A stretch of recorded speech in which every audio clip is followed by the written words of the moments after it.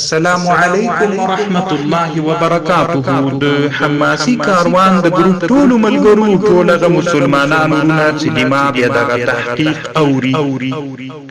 مسلمانانو په دغه مسأله باندې بحث کوو چې یوسف علی السلام د زلیخا سره واده کړی او کینه د کړی. په دغه اړه باندې ډیر مسلمانانو نه پوښتنې کوي، خصوصا په دې نږدې ورځو کې یو مولوي صاحب محترم هم په دغه اړه باندې پوښتنه کړې و. غواړم چې لږ لاندې تحقیق په دغه مسله باندې وکړم. نو مسلمانانو علما په کتابونو کې د لیکي د تاریخ علما چې د زلیخا میړه چې کله مړ شو نو بیا د سره یوسف علیه السلام واده وکړ او دوه دانې زمن هم ترنه پیدا شو او بیا یوسف علیه السلام وروسته له هغه نه بیا د مصر والی او د مصر بادشاهي الله ده ورکړله او بیا ټول خلکو د یوسف علیہ السلام سره محبت او مینه شروع کړله او په دې خلکو کې عدل وکړ. خو دغه روایت چې علما د علم تاریخ نقل کوي اسرائیلی روایت ده. نو یوري د کتابونو خبر نقل کومه. علامه اسماعیل ابن کثیر الدمشقی الشافعی رحمه الله یو ډیر ښه کتاب جوړ کړی ده، نکاح الابرار و زواج الاخيار. یو جوړ کی کتاب دا. په دې کتاب کې د یوسف علیه السلام په اړه باندې بحث کوي. وقیل انه لما مات، کله چې دا د مصر عزیز مړ زوجه امرأته زلیخا، په نکاح کړله د دې ښځه زلیخا یوسف علیه السلام په نکاح کړه. فوجدها عذرا، نو دغه ښځه د بادشاہ ښځه چې زلیخا ولا دا د عزیز مصر ښځه نو دا پیغله ولا ولئن زوجها كان لا يأتي النساء، ځکه میړه عنین و له ښځو سره معامله نسه کولی. نو دا ښځه هماغسې په خپل حالت باندې لا تر اوسه پیغله پاتې سوې ولا. نو چې د یوسف علیه السلام سره واده وکړ فولدت یوسف رجلین، یوسف علیه السلام ته دوه بچي وزیږول چې بیا غټ سول. او یوسف علیه السلام وعمل فیهم بالعدل، او یوسف علیه السلام د مصر په خلکو کې بیا عدل وکړ. واحبه الرجال والنساء، یوسف علیه السلام سره محبت رجال او نساء دواړو.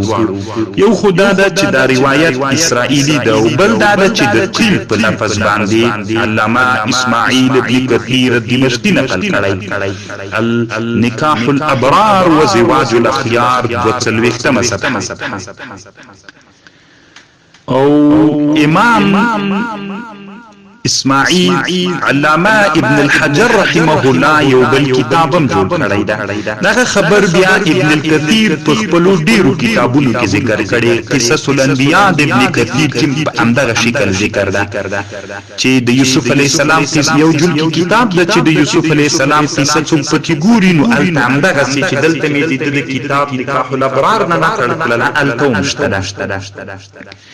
د ابن کثیر رحمه الله بل کتاب چې د تاریخ مشهور کتاب د البدایه والنهایه اول جلد 213 صفحه، د بیروتی چاپ کې 213 صفحه ده. نو علامه ابن الحجر رحمه الله، علامه ابن الحجر د علامه اسماعیل ابن کثیر الدمشقی رحمه الله قصص الانبیاء مختصر کړی ده. تحفة النبلاء من قصص الانبیاء د ابن حجر کتاب ده. قصص الانبیاء د ابن کثیر نه را مختصر کړی ده. نومي ور باندې کوي تحفة النبلاء من قصص الانبیاء. نو الته ابن الحجر رحمه الله لیکلی. وقیل ان قطفیر مات، دا قطفیر مر فتزوج زلیخا، بیا یوسف علیہ السلام د زلیخا سره واده وکړ. فوجدها عذرا، نو دا پیغله وه د بکارت ټوټه یې نه وه شکېدلې. لأن زوجها کان عنینا، ځکه دا میړی چې و عنین معنا هغه شي کار نه کوه. وانها ولدت له افرایم ومنشا، دوه بچي بچي ورته وزیږول چې یو افرایم یو منشان وي. وعمل یوسف بالعدل، یوسف علیہ السلام په دوی کې بیا د عدل د غیب ابن الحجر په تحفة النبلاء 288 صفحه کې لیکلې ده، خو د قیل په لفظ باندې دای هم ذکر کوي. جامع البیان کې علامه ابن جریر رحمه الله هم په جامع البیان تفسیر الطبری کې هم ذکر کړی. امام سیوطی د یوسف علیہ السلام په قصه کې په در المنصور کې هم دا خبره ذکر کړې ده. او د دنیا بل لوی عالم علامه ابن القیم رحمه الله یو کتاب جوړ کړی، روضة المحبین و ندهة المشتاقین. ډېر ښه کتاب دی، ډېر خوندور کتاب دی. د دې کتاب په 20 باب کې یوه قاعده کوي، ان من ترک لله شیئا عوزه خیرا منه. که څوک یو شی د الله دپاره پرېږدي چې ګناه وي، نو الله به تا ته له دې نه ښه عوض درکړي. نو بیا یې دغې قاعدې لاندې ذکر کړي چې یوسف علیه السلام ته چې کله زلیخا وړاندیز وکړ نعوذ بالله د بدکارۍ، خو یوسف علیه السلام منع راوړله. نو چې کله یوسف علیه السلام منع راوړله، نو یوسف علیه السلام هغه د الله دپاره پرېښود. عوض شیئا عوضه خیرا من، الله لغنه خیر ورکړي. ابن القیم رحمه الله به په دې کتاب کې لیکلي دي چې کله زلیخا سره بیا چې هغه میړه مړ شو، د زلیخا بیا یوسف علیه السلام ته ذلیل راغله وی، بیا له یوسف علیه السلام سره وی واده وکړ. ابن القیم وی په خپل کتاب روضة المحبین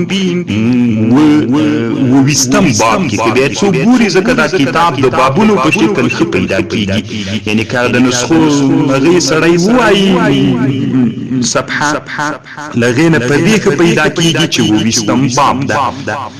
نو دلته هم لیکلي دي چې هغه د وعدې ورسره وکړو، او بیا یې ورته ویلي یوسف علیه السلام چې دا ګوره ښه ده، که مو خدای نه کرده زنا کړې ولئ نو څومره بده به وله. نو دا ښه سو هغه ده چې الله پاک ما زندان پې تېر کړ، تکلیف مې تېر کړ، اوس الله پاک بېرته د ماته نصیب کړلی. دغه محترم مسلمانانو ورونو، دغه کتابونو بلکې نورو د تاریخ کتابونو کې مسته، تفسیرونو کې ډېرو تفسیرونو کې دا مسئله شته، خو چونکې خبر اسرائیلي روایت ده او قانون دا د مسلمانانو ورونو علما داسې وایي، د علمي تاریخ علما، کم خبر چې بني اسرائیلو روایت بني اسرائیلي روایت وي، نو نه باید د هغه تکذیب وسي او نه یې تصدیق وسي. نو داسې قطعي مسلمانانو نو دا مسئله ثابته نه ده. یو خدا د چې مؤرخین دا خبر داسې د قیل په لفظ ذکر کوي، نو نه ډېره کلکه ثابته ده، نه دروغ ده. نو مسلمانانو ورونو یا علماو یا هغه څوک چې تحقیق خوښوي، مه یې کلکه ردوئ، مه یې تصدیق کوئ، ځکه د بني اسرائیلو په روایتو کې موږ ته همدغسې خبر ده، تر څو چې د رسول الله په واسطه یا د شارع په واسطه موږ ته نه نقل سوي دي، موږ دپاره پکار ده دا داسې عقیده پکې وکړو چې نه یې تصدیق وکړو نه یې تکذیب وکړو. الله پاک محافظ و ناصر سه، الله مو نصرت وکړه، الله مو جوړ لره. اخوکم فی الله عبدالحمید الحماسی الکابلی الدیوبندی الحنفی. السلام علیکم ورحمة الله وبرکاته.